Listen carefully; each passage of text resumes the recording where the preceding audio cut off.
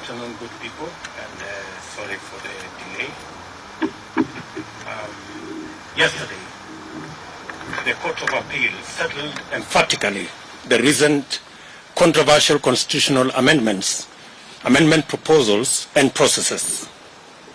This marks the second time our courts have pronounced themselves on this matter. On both occasions, our courts were bold, clear, and unmistakable. Without any doubt, the court brought the voice of Wanjiku to life and called on us to move on to the most pressing needs of our citizens and our nation. The court decision reaffirms that Kenya is a country governed by the rule of law, not the rule of men, where the Constitution and the sovereignty of the people are supreme and not the political elite. However, no one has lost and no one has won.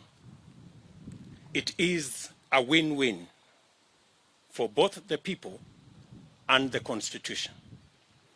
The people have won, the Constitution has won, and the rule of law has prevailed.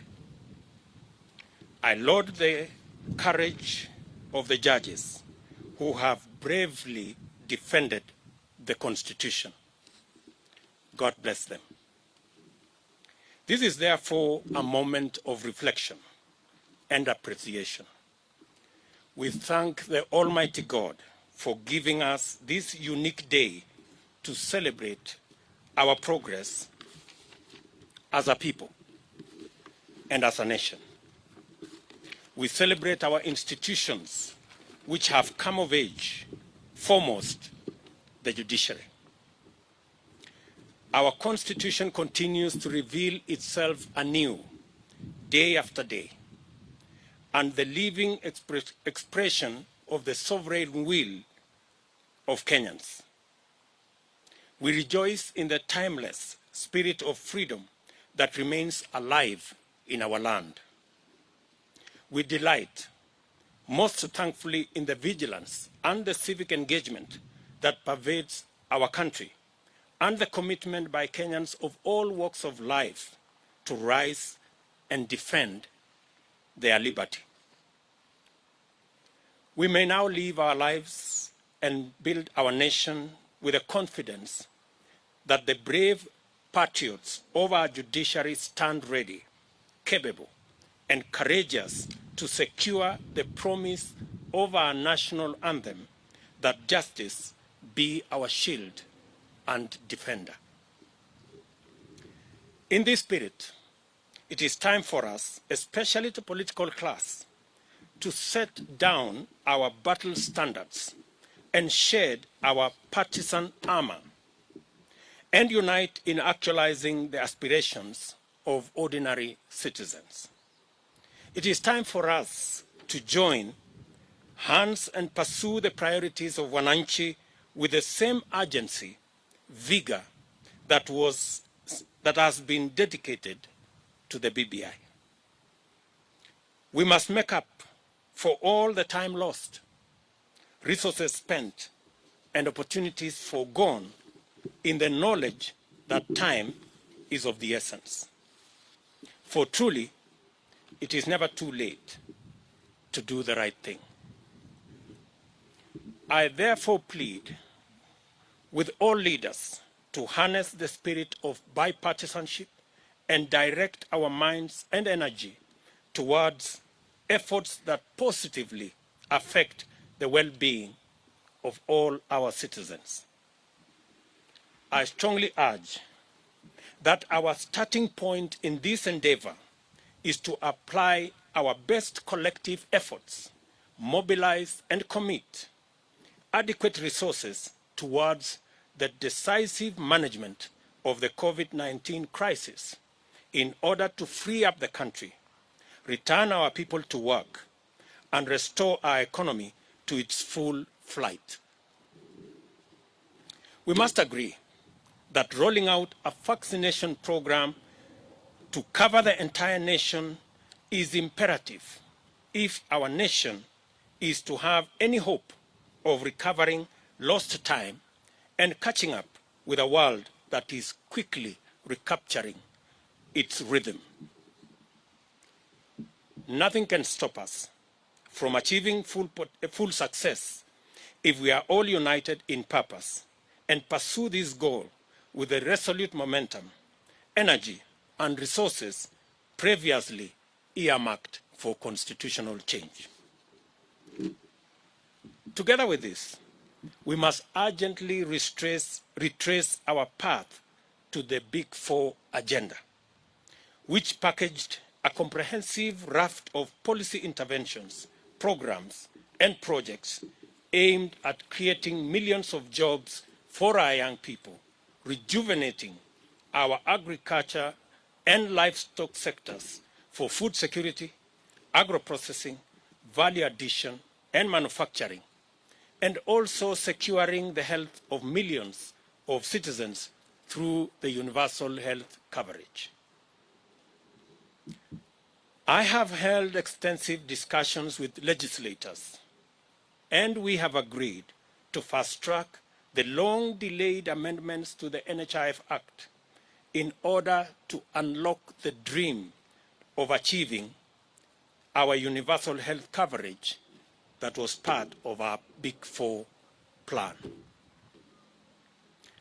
We have also agreed on a similar initiative to reintroduce amendments to the Housing Act to establish the framework for the actualization of the housing fund that is a prerequisite for unlocking the housing program envisaged under the Big Four plan.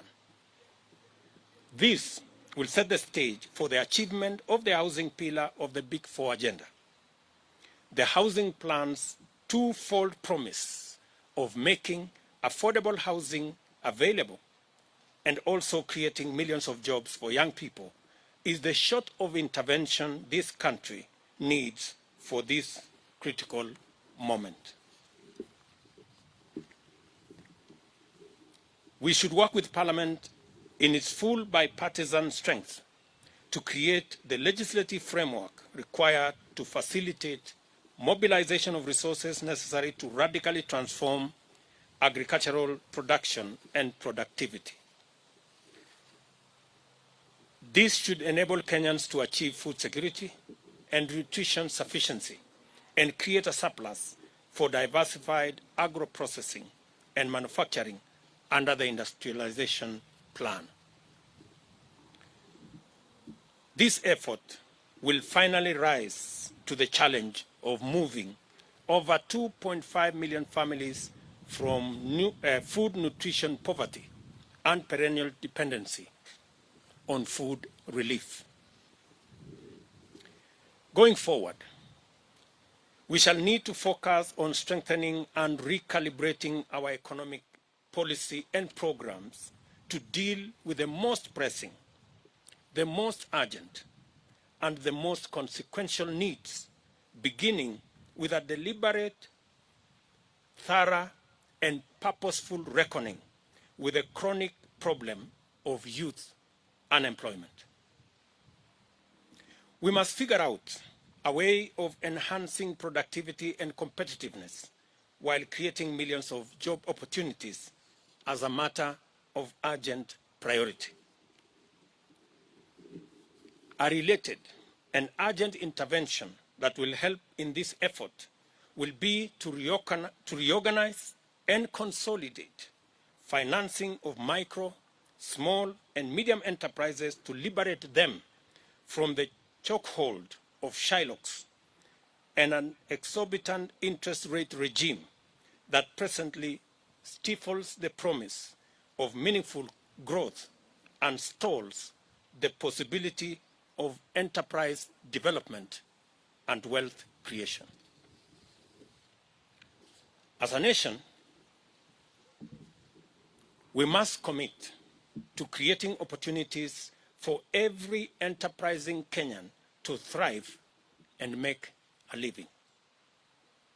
Furthermore, we must strongly commit to collective effort to fashion a new future for Kenya based on a new socio-economic and political paradigm.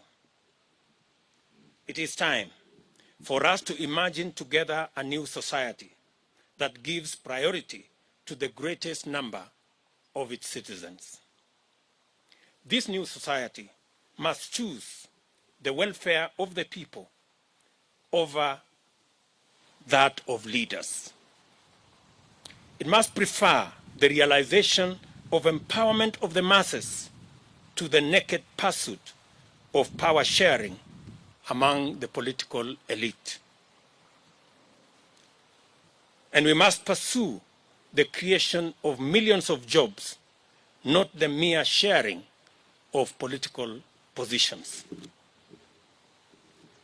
The nation we envision is focused on success through enterprise, not largesse from patronage, and is committed to fundamental and inclusive economic transformation, not opportunistic coalitions to rig the system against the people. We cannot and must not, in all honesty, embark on a discourse about the future of our nation without the largest owners of that future: the youth, the young people, are and by far the demographic most affected by the grave state of affairs in our country. The overwhelming majority of young people suffer the brunt of joblessness. Many have been driven to depression. Many have become victims of drug abuse syndicates. And the vast majority are hostages of burdensome debts. Today, I call on each and every young person in our country to step forward, to stand up to be counted, to summon their energy, talent, knowledge, and expertise to imagine, fashion, and create a new Kenya. I urge the young people of our nation to refuse to be sidelined, to resist to be marginalized, but to assume their rightful place at the center of national discourse. Your place at the center of the national discourse is your right. Do not wait to be invited. Your future and that of our nation is anchored and premised on your readiness to assume your rightful position.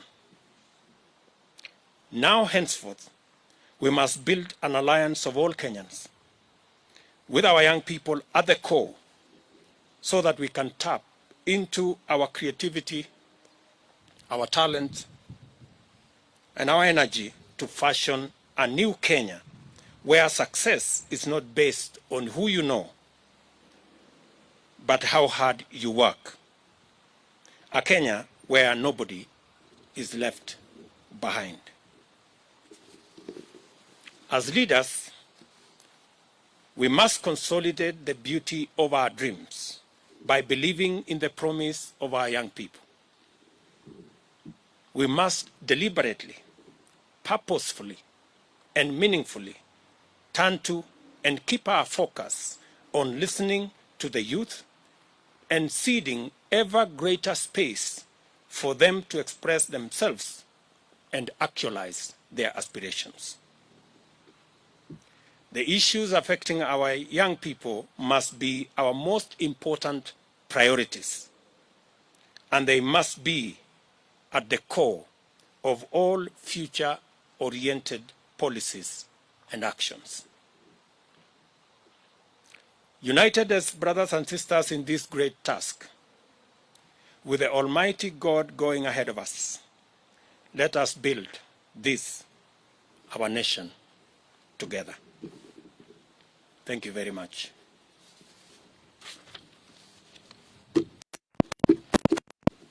That is my statement. I will take one or two questions just to make sure that there is sufficient understanding of the statement I have made.